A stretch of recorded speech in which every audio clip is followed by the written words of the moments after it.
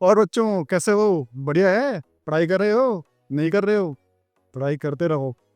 मैं आज बहुत ही ज़्यादा इंटरेस्टिंग क्वेश्चन लेके आया हूँ आपके लिए। इस क्वेश्चन को अटेम्प्ट करो और मुझे बताओ कि आपको कितनी अंडरस्टैंडिंग आ गई है। ठीक है बच्चों? सो मैं इस क्वेश्चन को अटेम्प्ट करता हूँ। आप मुझे अगर इसका आंसर पता है तो आप वीडियो को पॉज करके मुझे कमेंट करके बताओ। और अगर आपने गलत किया तो जाके फिर से सारे चैप्टर्स को, नॉट सारे chapters, the chapter number 4 the forces को रिविजिट करो, गो थ्रू करो।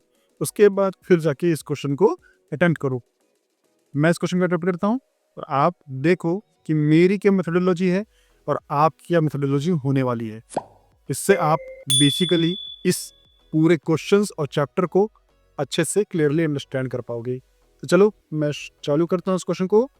बच्चों ये क्वेश्चन बोलता है which of the following system may be adequately described bye classical physics. ठीक है बच्चों? सो एक क्लासिकल फिजिक्स की बात कर रहा है ये। सो बेसिकली क्लासिकल फिजिक्स, हमने 3 तरह की फिजिक्स पढ़ी थी बच्चों। एक क्लासिकल थी, दूसरी थी रिलेटिविस्टिक,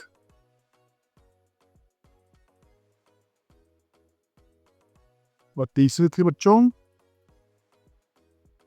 क्वांटम।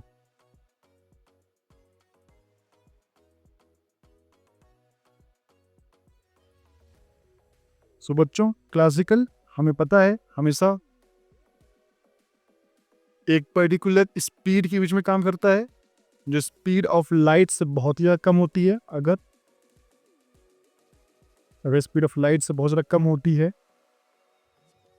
तो हम क्लासिकल फिजिक्स पे आते हैं। और कोई भी वेलोसिटी बहुत ज़्यादा कम होती है, मतलब फाइनाइट वेलोसिटी होती है, तो वो क्लासिकल फिजिक्स में आती है। रिलेटिविस्टिक स्पीड, जो कि बेसिकली लाइट स्पीड के प्रोपोर्शनल होती है। देखो लाइट स्पीड से ज़्यादा कुछ तो हो नहीं सकता। पूरी फिजिक्स डिफाइन करती है कि जो मैक्सिमम स्पीड होती है किसी भी पार्टिकल की वो लाइट की स्पीड होती है। लेकिन अगर हम किसी पर्टिकुलर ऑब्जेक्ट की वेलोसिटी अगर लाइट की स्पीड के प्रोपोर्शनल आ रही है 0.1 टाइम्स 0.2 टाइम्स, तो हम रिलेटिविस्टिक फिजिक्स का यूज़ करते हैं। यहाँ पे हम जो जितनी भी हम लॉस पढ़ेंगे क्लासिकल फिजिक्स से वो अप्लाई नहीं होते। और तीसरा हम क्वांटम फिजिक्स, जब हम क्वांटा के बारे में बात करते हैं, मतलब प्रोटॉन और न्यूट्रॉन के बारे में बात करते हैं।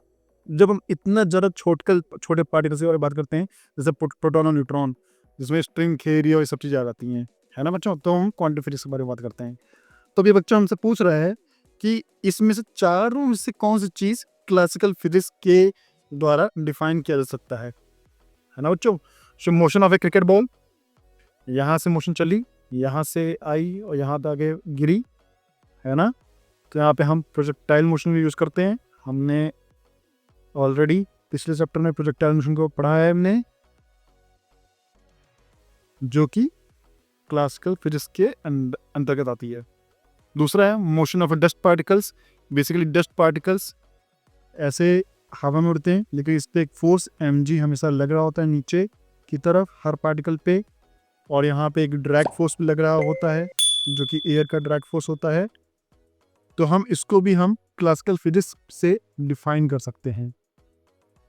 हाइड्रोजन एटम, अब बच्चों हाइड्रोजन एटम जो होता है उसमें हमें पता है कि ये न्यूक्लियस है और ये एक इलेक्ट्रॉन है। अब बेसिकली हाइड्रोजन एटम में हमसे क्या पूछ रहा है ना? अगर ये अल्फा पार्टिकल, अगर हम एक इलेक्ट्रॉन को बाहर कर देते हैं तो ये अल्फा पार्टिकल बन जाता है बच्चों, है ना?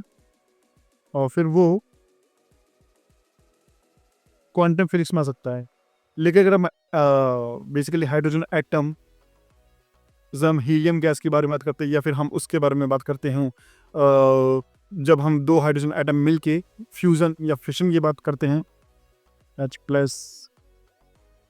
प्लस ये बनता है हीलियम, है ना बच्चों?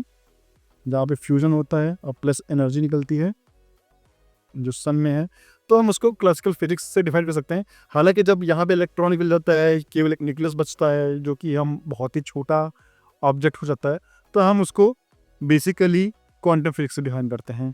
तो ये क्वांटम और क्लासिकल के बीच में हो सकता है, इसलिए हम इसको क्वांटम ही मानेंगे, क्लासिकल नहीं मानेंगे, क्योंकि मोस्टली क्वांटम से ही डिफाइन होता है ये।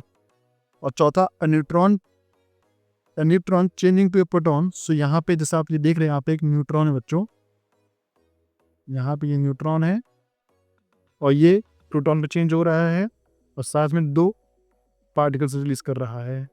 तो इस पूरे प्रोसेस को हम क्वांटम फिजिक्स से डिफाइन करते हैं।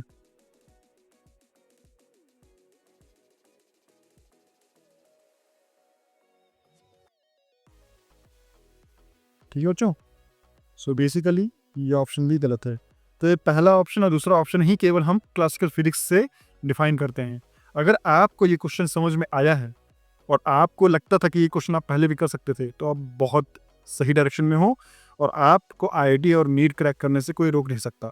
लेकिन अगर आपको ये क्वेश्चन समझ में नहीं आया है, तो आपको दोबारा से द फोर्सेस नाम की जो चैप्टर है, चैप्टर नंबर 4 SC वर्मा का, उसको रिविजिट करने की ज़रूरत है। उसके लिए मैंने ऑलरेडी एनिमेटेड वीडियोस बना रखे हैं, आप कृपया जाके उनको देखिए, रिविजिट करिए और फिर इस क्वेश्चन को सॉल्व करिए। You will be able to solve it. तब तक के लिए चलते हैं नेक्स्ट वीडियो में। तब तक के लिए धन्यवाद।